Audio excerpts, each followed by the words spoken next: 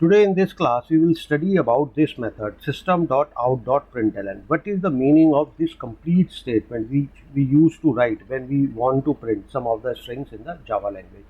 Now when we come to our VS Code, now system.out.println, अब हम इस method के अंदर जो भी हम स्ट्रिंग्स पास करते हैं, जैसे हमने system.out.println के अंदर हमने ये स्ट्रिंग पास की, ये स्ट्रिंग कंसोल के ऊपर, कंसोल मतलब आपके आउटपुट के ऊपर यहाँ पर ये प्रिंट हो जाती है।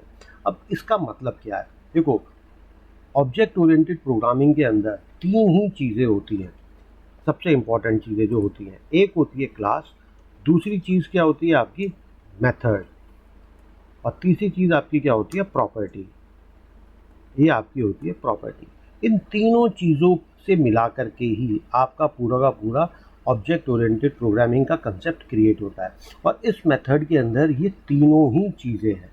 अब ये देखो, आप है ना खुद एक बार को सीखो कि हम कैसे मालूम करें। जैसे हम इनबिल्ट, हम यहाँ पर देखो जैसे हम ये मेथड यूज़ करते हैं, हमने कोई क्लास, हमने कुछ ऑब्जेक्ट, हमने कोई प्रॉपर्टी तो क्रिएट नहीं की, मतलब हम इनबिल्ट यूज़ कर रहे हैं। जैसे स्ट्रिंग क्लास हमने यूज़ की थी, वो स्ट्रिंग क्लास क्या थी, इनबिल्ट क्लास थी। यहाँ पर कौन से पैकेज के अंदर थी, लैंग पैकेज के अंदर थी। अब यहाँ पर देखिए, अब ये कैपिटल लेटर से सिस्टम शुरू हो रहा है। यहाँ पर आप देखिए सिस्टम, सिस्टम किससे शुरू हो रहा है, यहाँ पर एक कैपिटल लेटर से यहाँ पर ये सिस्टम शुरू हो रहा है, सिस्टम। तो सिस्टम क्या है, सिस्टम एक क्लास है। आप सीधा कहोगे कि सिस्टम इज अ क्लास, क्योंकि हम जानते हैं जो क्लास होते हैं, मेथड होते हैं, प्रॉपर्टी होती है। क्लास हमेशा कैपिटल लेटर से शुरू होती है। जितनी भी एपीआई, देखो एपीआई का मतलब होता क्या है, एपीआई का मतलब आपका होता है एप्लीकेशन प्रोग्रामिंग इंटरफेस। ये आपका एपीआई का मतलब होता है, एप्लीकेशन प्रोग्रामिंग इंटरफेस। तो जो इनबिल्ट जावा की लाइब्रेरीज होती है, हम उनको क्या बोलते हैं कि जावा की एपीआई है, जिसके अंदर बहुत सारे पैकेजेस होते हैं। अभी तक हम लैंग पैकेज पे ही काम कर रहे हैं, तो उसकी हम किसी भी क्लास को यूज़ कर सकते हैं। जैसे सी लैंग्वेज अगर आपने पढ़ी हो, तो सी लैंग्वेज के अंदर जो एपीआई होती है वो in the form of header files होती है, उसके अंदर हेडर फाइल्स होती हैं। जावा के अंदर पैकेजेस हैं, पैकेजेस के अंदर क्लासेज हैं, वो उसकी एपीआई है। तो अब इस एपीआई के अंदर हमने लिखा सिस्टम, तो क्लास हमेशा एक कैपिटल लेटर से ही स्टार्ट होती है। तो हम कहेंगे क्योंकि इनबिल्ट है, तो सिस्टम क्या है, क्लास। और मेथड और प्रॉपर्टी हमेशा स्मॉल केस से स्टार्ट होते हैं। अब यहाँ पर कंफ्यूजन आ गया, एक है डॉट आउट, डॉट तो डॉट ऑपरेटर हम कभी यूज़ करते हैं कोई मेथड कॉल करना हो या प्रॉपर्टी कॉल करना हो। अब हमारे को ये डाउट आ गया कि सिस्टम क्लास है, डॉट के बाद हमने यहाँ पर कुछ तो भी कॉल किया है। अब कुछ तो भी कॉल किया है, मतलब ये स्टैटिक है। स्टैटिक क्यों है, क्योंकि स्टैटिक इसलिए है क्योंकि हमने डायरेक्टली क्लास नेम से कॉल किया है। अब आउट क्या है, अब हमारे को ये है कि क्लास तो है नहीं, क्लास होती तो किससे स्टार्ट होती, कैपिटल लेटर से स्टार्ट होती, कैपिटल लेटर तो स्टार्ट हो नहीं रही। अब ये मेथड है या फिर ये प्रॉपर्टी है। अब देखो मेथड का क्या इंडिकेशन होता है, मेथड के आगे हमेशा दो ब्रैकेट्स होंगे ही होंगे। ये देखो, ये दो ब्रैकेट्स हमेशा होंगे ही होंगे मेथड के आगे, और प्रॉपर्टी के आगे ब्रैकेट का कोई मतलब नहीं। तो अब हमें समझ जाना चाहिए कि आउट क्या है। सिस्टम क्लास के अंदर एक प्रॉपर्टी है आउट, तो सिस्टम क्या होगी, क्लास, आउट क्या होगी उसकी प्रॉपर्टी, और ये क्या होगी आपकी स्टैटिक प्रॉपर्टी। एक बार है ना हम इसको एपीआई के अंदर जा करके देख लेते हैं। ये हमने अपना ब्राउज़र ओपन किया, लेकिन ब्राउज़र ओपन करने से पहले हम क्या करते हैं, ये जो आपको मैंने यूआरएल पिछली क्लास में दिया था, हम इसको कॉपी कर लेते हैं, और इसको कॉपी करके हम यहाँ ब्राउज़र के अंदर इसको पेस्ट कर देते हैं, इस वाले यूआरएल को। तो हमने इस यूआरएल को ब्राउज़र के अंदर पेस्ट किया, यहाँ पर हमने इस यूआरएल को पेस्ट कर दिया और हमने एंटर की को प्रेस कर दिया। ये यूआरएल बेसिकली स्ट्रिंग क्लास का है, लेकिन हमारे को किस में जाना है, लैंग पैकेज के अंदर जाना है। हम यहाँ लैंग पैकेज के अंदर जाते हैं, हम लैंग पैकेज के अंदर है।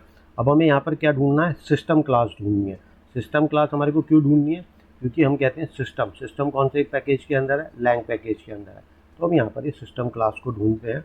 तो हम यहाँ पर ये PQRS सिस्टम, ये आपकी देखो सिस्टम क्लास हो गई। अब हम यहाँ पर सिस्टम क्लास को क्लिक करते हैं, सिस्टम क्लास को हमने क्लिक किया। अब ये आपकी आ गई क्लास सिस्टम, कौन से पैकेज के अंदर है, जावा डॉट लैंग पैकेज के अंदर आपकी कौन सी क्लास है, ये सिस्टम क्लास है। तो अब हमारे को इसके अंदर क्या ढूंढना है कि सिस्टम क्लास के अंदर कोई प्रॉपर्टी है आउट, और जो कि स्टैटिक प्रॉपर्टी है। तो हम चलते हैं यहाँ पर कि हम यहाँ पर प्रॉपर्टीज़ देखते हैं, इसकी सिस्टम क्लास की प्रॉपर्टीज़ कहाँ हैं। अब ये देखो सिस्टम क्लास की ये प्रॉपर्टीज़ हैं। प्रॉपर्टीज मतलब फील्ड समरी, फील्ड होते हैं ना, फील्ड कह लो, वेरिएबल कह लो, प्रॉपर्टी कह लो। तो उसके अंदर देखो तीन प्रॉपर्टी है, एक है ERR, और एक होती है इन प्रॉपर्टी और एक होती है आउट प्रॉपर्टी। हम ये तीनों प्रॉपर्टी बारी बारी करके अपने वीडियोज़ में क्लियर करेंगे, लेकिन अभी आउट प्रॉपर्टी देखो। आउट प्रॉपर्टी क्या है? ये आपकी स्टैटिक प्रॉपर्टी है। और आउट प्रॉपर्टी रेफरेंस कंटेन करती है कौन सी क्लास का? प्रिंट स्ट्रीम क्लास का। इसके अंदर किसका रेफरेंस है? प्रिंट स्ट्रीम क्लास का रेफरेंस है आउट प्रॉपर्टी के अंदर। देखो, out property print stream class का रेफरेंस कंटेन करती है। अब कोई भी ऑब्जेक्ट दूसरे ऑब्जेक्ट का रेफरेंस क्रिएट कर सकता है, या फिर कोई भी क्लास दूसरी क्लास का रेफरेंस क्रिएट कर सकती है या फिर कंटेन कर सकती है। जैसे मैं कहूँ आपका कोई बैंक ब्रांच क्लास है, आपकी बैंक ब्रांच क्लास है। यहाँ पर बैंक ब्रांच क्लास के अंदर बहुत सारे कस्टमर्स होंगे, तो यहाँ पर बहुत सारे कस्टमर्स होंगे। अब कस्टमर्स क्या है? यहाँ पर क्लास है। तो अब यहाँ पर बैंक ब्रांच क्या है? यहाँ पर ये भी क्लास है। तो अब बैंक के अंदर बहुत सारे कस्टमर्स होंगे, तो मतलब बैंक ब्रांच बहुत सारे कस्टमर्स के ऑब्जेक्ट को कंटेन करती है, बहुत सारे कस्टमर्स के ऑब्जेक्ट को कंटेन करती है as a property, as a property. अब यहाँ पर इसी तरह से ये सिस्टम क्लास प्रिंट क्लास की जो आउट प्रॉपर्टी कंटेन करती है, वो किसको रेफर करती है? प्रिंट स्ट्रीम क्लास के ऑब्जेक्ट को। जैसे हमारा कोई कस्टमर सी का नाम हो गया C1, तो C1 आपकी क्या है? ये आपकी प्रॉपर्टी है जो रेफरेंस करती है किसके ऑब्जेक्ट को? कस्टमर क्लास के ऑब्जेक्ट को। इसी तरह से आउट आपकी एक प्रॉपर्टी है जो रेफर करती है किसको? प्रिंट स्ट्रीम क्लास के ऑब्जेक्ट को। अब हमने ये तो देख लिया सिस्टम डॉट आउट। अब ये प्रिंटलन क्या है? प्रिंटलन आपका मेथड है, क्योंकि यहाँ पर ये आपके दो करली ब्रेसेस है। अब हम दोबारा API में चलते हैं। अब यहाँ पर देखो आउट प्रॉपर्टी है, ये रेफरेंस कंटेन करती है प्रिंट स्ट्रीम क्लास का। अब हम एक बार प्रिंट स्ट्रीम क्लास को देख लेते हैं।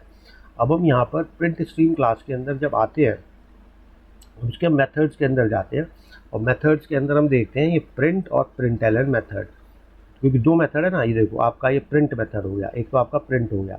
ये आप क्या लेता है? String as a parameter. और देखो इसमें क्या है?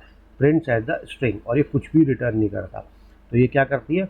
स्ट्रिंग को प्रिंट करती है। इसको छोटा कर देते हैं, तो आपका ये प्रिंट मेथड हो गया। अब हम आते हैं ये आपका ये वाला प्रिंट मेथड, प्रिंट स्ट्रिंग। अब हम प्रिंटलन मेथड में आते हैं। देखो प्रिंटलन मेथड भी इसके अंदर आ गया, रिटर्न कुछ नहीं करता, print string and then terminates with the line. क्योंकि ये न्यू लाइन के लिए हम प्रिंटलन यूज़ करते हैं। अगर हमें न्यू लाइन में ना जाना हो तो हम क्या यूज़ करते हैं? यहाँ पर प्रिंट मेथड यूज़ करते हैं। तो आपकी ये पूरी की पूरी डेफिनेशन क्लियर होगी system dot out dot println. तो आपको कैसे आपको इसको एक्सप्लेन करना है कि system is a class and out is the static property of class system, and this property out contains the reference of the class print stream, and that print stream class contains the method println. So this is the meaning of the complete statement system.out.println.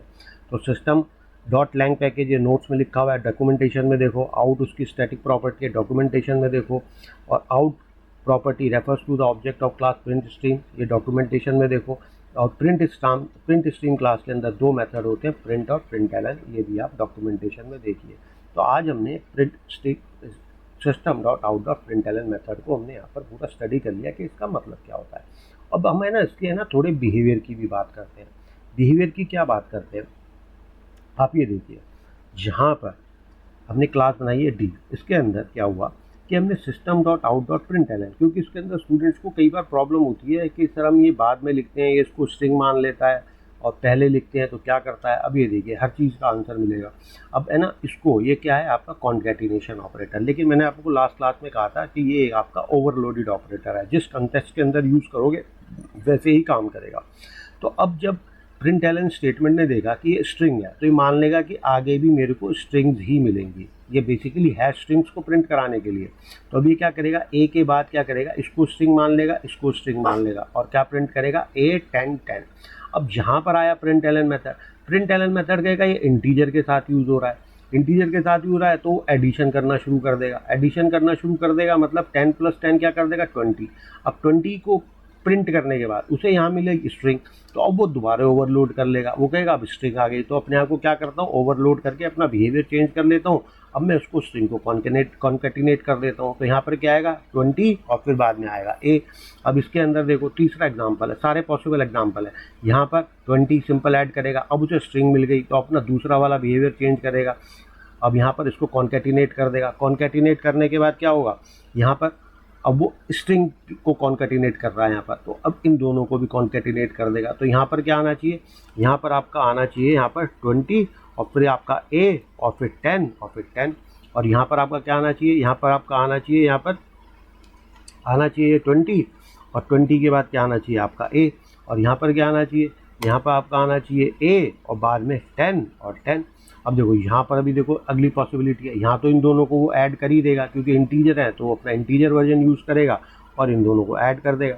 अब string मिलते ही वो overloaded अपना दूसरा version use करना शुरू कर देगा, print कर देगा ए, फिर प्रिंट कर देगा 10, क्योंकि अब वो स्ट्रिंग से हटेगा नहीं। अब अपना एक बार स्ट्रिंग मिल गई तो अपना बिहेवियर चेंज नहीं करता वो, तो एक बार यहाँ पर ए, तो जब भी उसको स्ट्रिंग मिलती है वो अपना बिहेवियर चेंज ही नहीं करता, और यहाँ पर उसको स्ट्रिंग मिली नहीं इसलिए वो अपने पुराने बिहेवियर के अंदर आए। तो हमने आउटपुट को गैस कर लिया। अब हम इस प्रोग्राम को एक बार यहाँ पर प्रिंट करते हैं।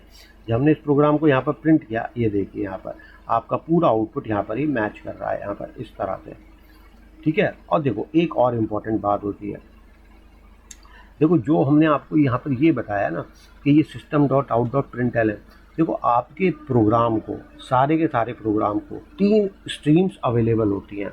ये हर लैंग्वेज के अंदर कंसेप्ट में पढ़ाता हूँ, सी के अंदर, C++ के अंदर, जावा के अंदर वो कौन सी स्ट्रीम्स होती हैं।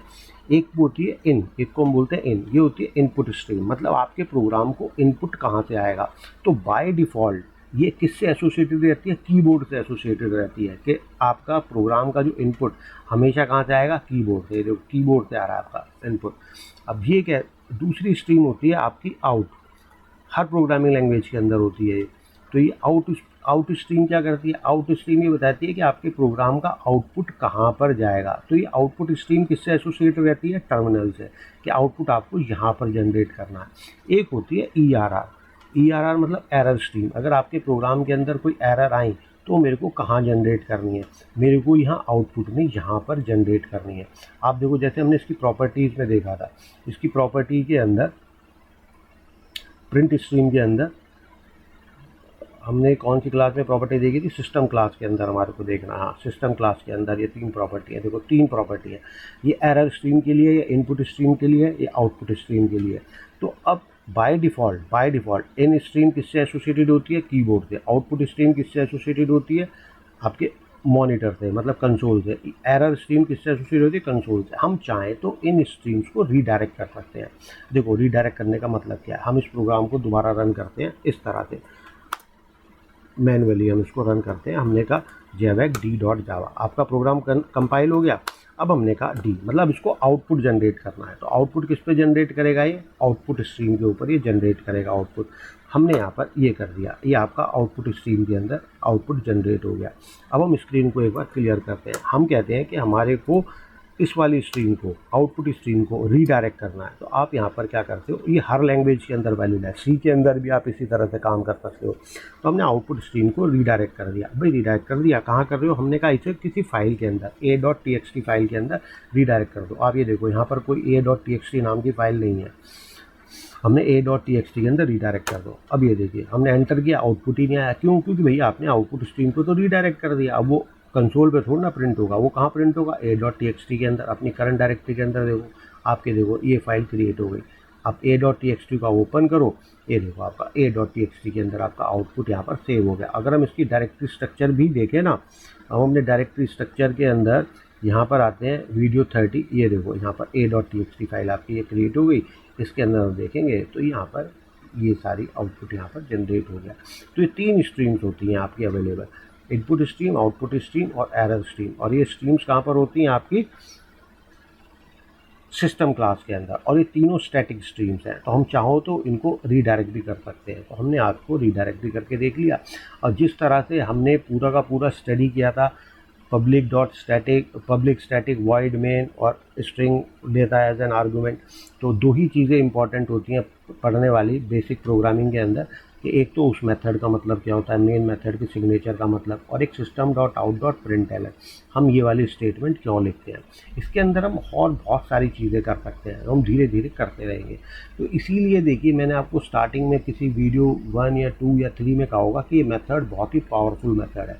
कि आपको लगता है ना कि हम system.out.println यूज़ करते हैं, इतना बड़ा सिग्नेचर देते हैं, कुछ भी अगर हमारे को प्रिंट कराना हो, इतने बड़े मेथड की क्या ज़रूरत है। अभी आपको धीरे धीरे पता चलता रहेगा कि जावा ने इसी मेथड को क्यों यूज़ किया।